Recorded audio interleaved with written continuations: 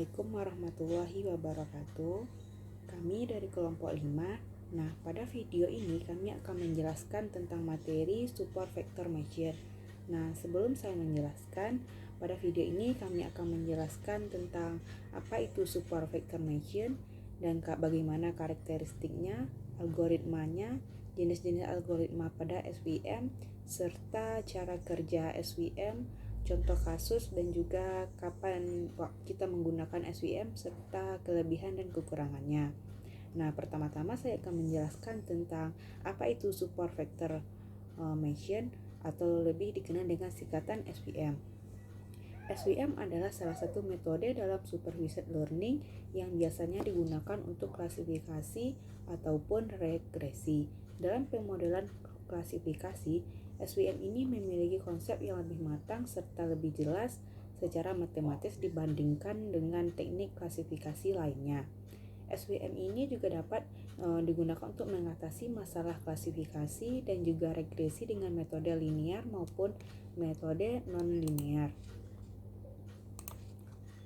SVM ini digunakan untuk menganalisis data dan juga mengurutkannya ke dalam salah satu dari dua kategori. SVM ini pertama kali ditemukan oleh Vladimir dan juga Alexei pada tahun 1963. Nah, pada saat sejak itu, SVM ini telah digunakan dalam klasifikasi teks, hiperteks, dan juga gambar.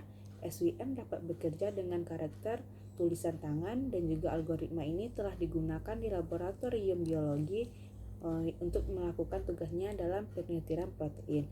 Algoritma ini dikenal dengan super vector network atau lebih dikenal dengan singkatan SVN. SVM bekerja untuk mencari hiperplane dan fungsi pemisah terbaik untuk memisahkan dua buah kelas atau lebih pada ruang input. Nah, ini akan dijelaskan pada bagian cara kerja SVM. Bagian kedua yaitu membahas tentang karakteristik SVM.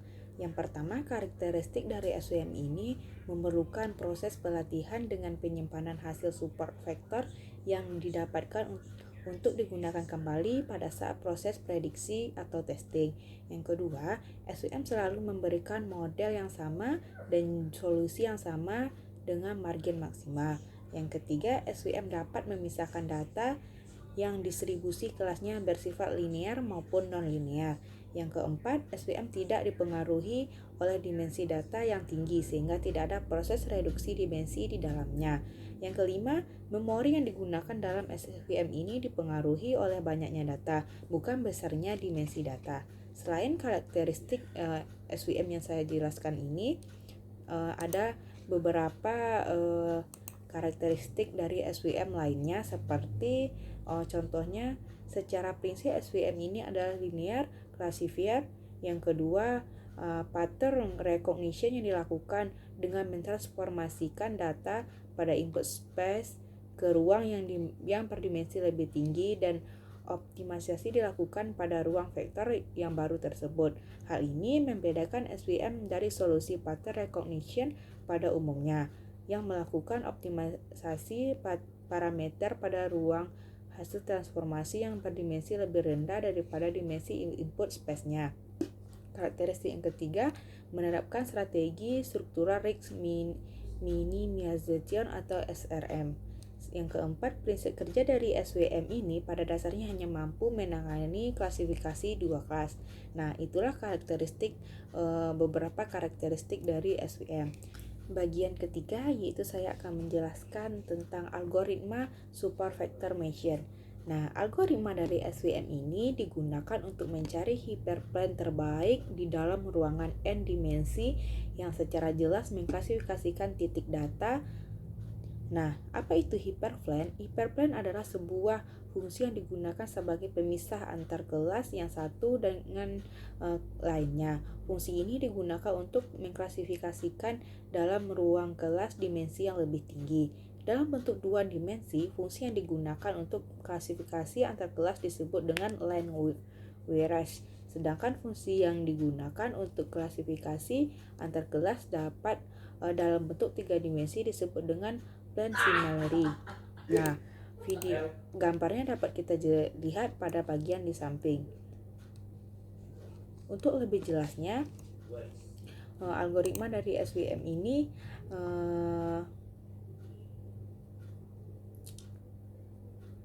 merupakan algoritma pembelajaran mesin yang diawasi yang dapat digunakan untuk klasifikasi dan regresi. Nah, SVM ini didasarkan pada SRM atau Structural Risk Minimization yang dirancang untuk mengolah data menjadi hyperplane yang menghasilkan klasifikasi ruang input menjadi dua kelas. Nah, dapat kita lihat dari gambar yang ini terdapat dua kelas. Nah, teori SVM ini diawali dengan pengelompokan kasus-kasus linear yang dapat dipisahkan dengan hyperplane dan dibagi menurut kelasnya. Konsep SVM ini diawali dengan masalah klasifikasi dua kelas sehingga membutuhkan set pelatihan positif dan negatif. Selanjutnya, SVM ini akan berusaha mendapatkan hyperplane atau pemisah sebaik mungkin untuk memisahkan kedua kelas dan memaksimalkan margin kedua kelas tersebut. Berikut adalah visualisasi klarifikasi SVM dengan mencari hyperplane yang membedakan kedua kelas tersebut. Nah, pada gambar yang ada dalam PPT ini terdapat yang peta pada merah ini adalah negatif, yang bulat ini adalah positif. Nah, antara dua kelas ini dipisahkan oleh hyperplane. Nah, jarak antara negatif dan positif ini dibatasi dengan maksimum margin. Nah, itu adalah algoritma SVM. Secara kesimpulannya, algoritma SVM ini digunakan untuk mencari hyperplane terbaik dalam ruangan n dimensi yang secara jelas mengklarifikasikan titik datanya. Lebih jelasnya pada gambar tersebut ini, konsep dari SVM ini terdapat hyperplane atau batas keputusan, yaitu pemisah terbaik antara kedua kelas yang dapat ditemukan dengan mengukur margin hyperplane tersebut dan mencari titik maksimalnya. Margin adalah jarak antara hyperplane tersebut dengan data terdekat dari masing-masing kelas. Nah, data yang paling dekat ini disebut dengan supervektor. Sedangkan garis solid pada gambar di atas menunjukkan hyperplane yang terbaik, yaitu yang terletak tepat pada tengah kedua kelas. Sedangkan data lingkaran dan bujur sangkar yang dilewati garis batas margin, garis putus-putus adalah supervektor. Nah, usaha mencari lokasi hyperplane ini merupakan inti dari proses pelatihan supervector machine. Nah, itu adalah penjelasan yang singkat dari ketiga materi yang telah saya sampaikan. Nah, itulah penjelasan dari saya. Selanjutnya yang akan dijelaskan oleh Shirley. Baiklah, saya telah menjelaskan tentang jenis-jenis algoritma SVM. Yang pertama yaitu SVM linear. Nah, SVM linear ini digunakan untuk data yang dapat dipisahkan secara linear, yang berarti jika sebuah dataset dapat diklasifikasi menjadi dua kelas dengan menggunakan sebuah garis lurus tunggal, maka data tersebut sebagai data yang dapat dipisah secara linear. Dan classifier yang digunakan disebut sebagai linear SVM classifier. Sedangkan SVM non-linear yaitu digunakan untuk data yang dapat dipisah secara non-linear, yang berarti jika sebuah dataset tidak dapat diklasifikasi menggunakan garis lurus, maka data tersebut disebut data non-linear dan classifiernya yang digunakan sebagai non-linear SVM classifier. Berikut adalah contoh jenis SVM linear dan non-linear, di mana di bagian kiri linear dapat di mana dapat menggunakan garis lurus, sedangkan di SVM non-linear tidak dapat menggunakan garis lurus tunggal. Kemudian cara kerja SVM. Nah, pada gambar terlihat kotak warna merah dan lingkaran warna biru, di mana dibatasi dengan dua garis, di mana dua garis kuning merupakan garis yang ideal, dan sedangkan garis warna hijau ini merupakan kemungkinan terjadinya banyaknya hyperlink. Cara kerja SVM ini yaitu dengan memetakan data ke ruangan fitur berdimensi tinggi sehingga titik data dapat dikategorikan.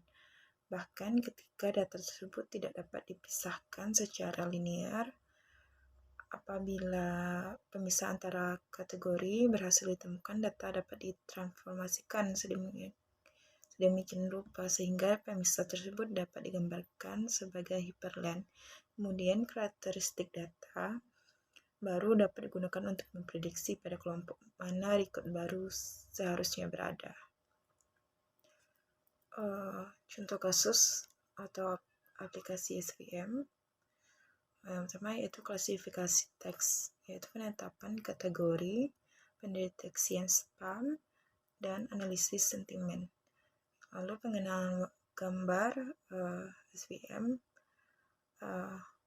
bekerja dengan baik dalam pengenalan berbasis gambar dan klasifikasi berbasis warna. Lalu SVM ini juga bisa digunakan untuk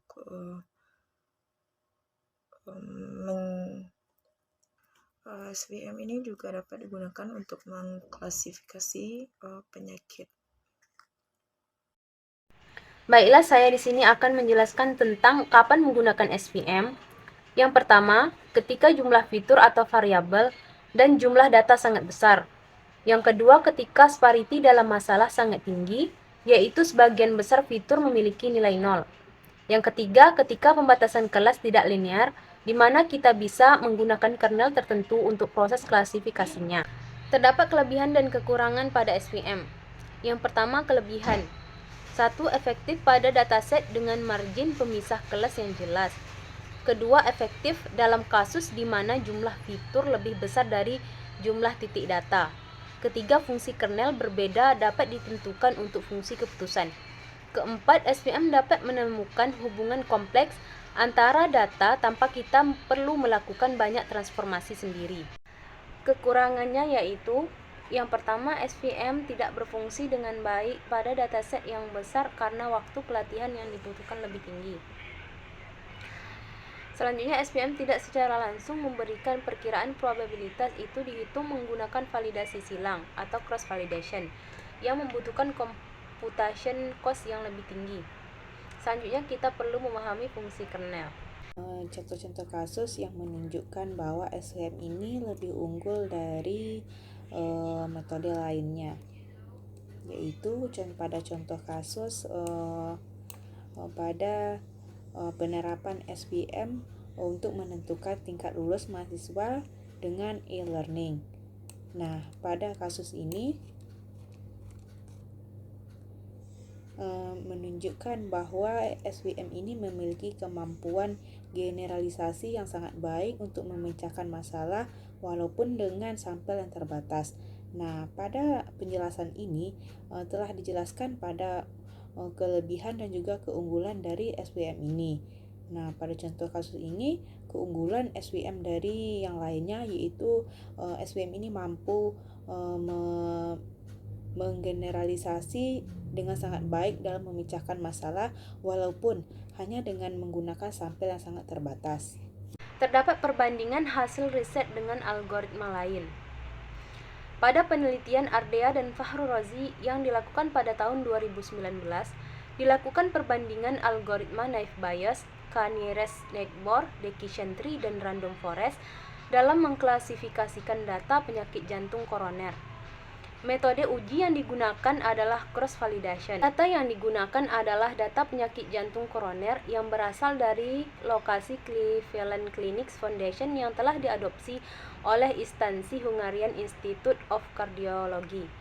Data tersebut terdiri dari 300 instance atau rekod dan 14 atribut atau variabel. Hasil penelitian mereka adalah didapatkan klasifikasi dengan algoritma random forest memiliki nilai akurasi sebesar 85,668%.